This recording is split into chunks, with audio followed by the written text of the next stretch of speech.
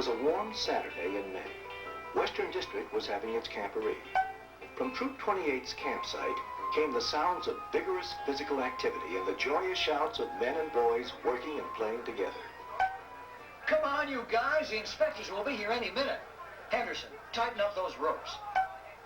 Colucci, you wash this pot. Yes, sir. Well, wash it again. We're not having a fire sale this morning.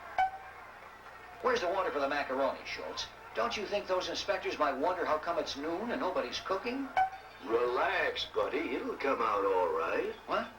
Oh, hi, Ben. Come on over to my place and relax a minute. Relax? Are you kidding? We're going to be inspected any minute.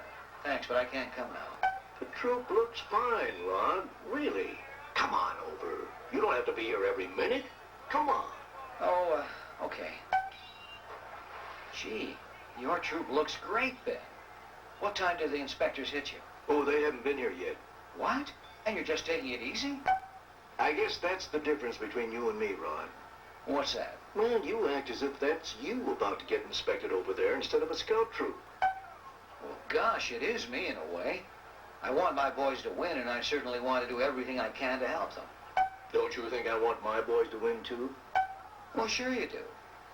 But you don't see me out there whipping them into shape, do you, buddy? Well, you don't have to, Ben. Your boys are trained.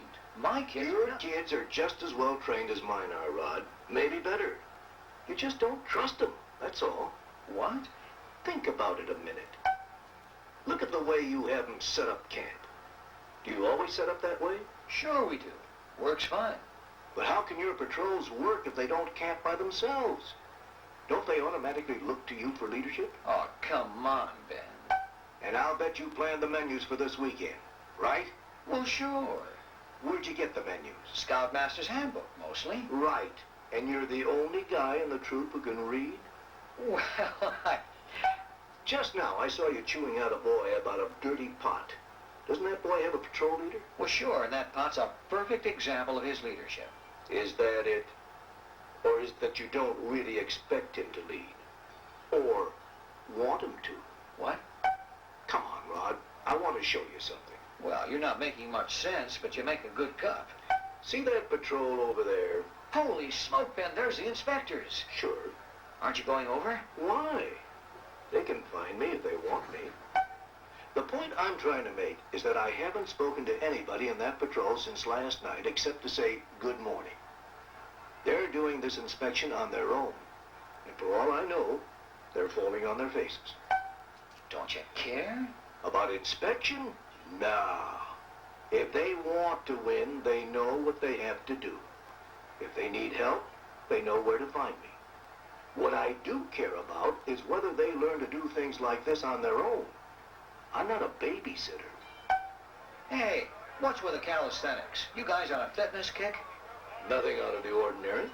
Just this patrol, and they're going hot and heavy. Something the patrol leader dreamed up with help from Charlie. He's going out for track. Ben, you act like you don't really have much to do. For instance, what'd you do this morning around here? Well, let's see. I got up, shaved, and took the raccoons' invitation to breakfast. They had some questions about skill awards. And then I had a session with my senior patrol leader so he'd know what has to happen today. Then two guys in the Raven Patrol had a big fight about whether the eggs should be scrambled or hard-boiled, and I spent about 20 minutes getting them back in shape. You mean the patrol leader couldn't handle it? All right, I get the needle. You know, I think the hardest thing about the patrol method is knowing when to step in. I thought that was a time to step in, and I did. I hope I did right. Let's see. Then I spent about an hour with a meek little tenderfoot showing him how to use a compass. You teach skills like that? Actually, I don't do much skill teaching except to boy leaders, but this little kid has no father at home, and I try to spend some time with him when I can. Gee, I don't have time for things like that. I know you don't. You're too busy being the great leader to everybody. Boy, are you giving me a hard time today. If it wasn't for your hospitality, I'd go sit in somebody else's tent. No, you wouldn't. If I hadn't dragged you away from your sight, you'd still be over there beating those kids into the ground. Let me read you what Baden-Powell says. You know, he's the fellow who started this business. The object of the patrol system is mainly to give real responsibility to as many of the boys as possible with a view to developing their character. Makes sense. The patrol system leads each boy to see that he has some individual responsibility for the good of his patrol. The main object is not so much saving the Scoutmaster trouble as to give responsibility to the boy.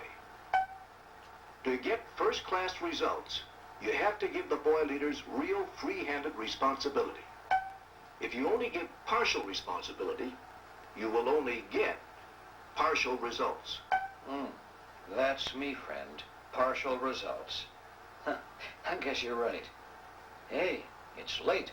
I gotta get back to my troop. Rod, do your kids a favor when you get back, huh? What's that, teacher? Go sit in your tent.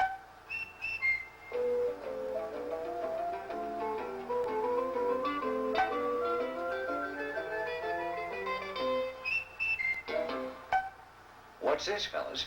We're making a tripod for our pots and pans. Oh, good idea. Nice going, guys. Jerry, could I see you a moment? Okay, Mr. Gibson. Well, Mr. Senior Patrol Leader, how did we do an inspection? I guess we did okay, but they didn't like the way we have the tents lined up. They said it wasn't by patrol. Guess we'd better have a patrol leaders meeting. Fellas, would you rather put your tents up by patrol the way they do it in the other troops? Sure. Yeah.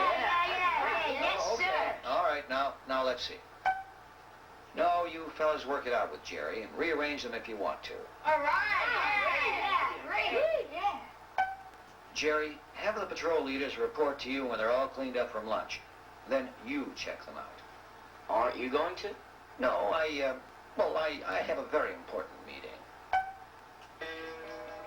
Yes, it was at the spring camporee when Scoutmaster Rod Gibson first began to understand what is meant by the patrol method.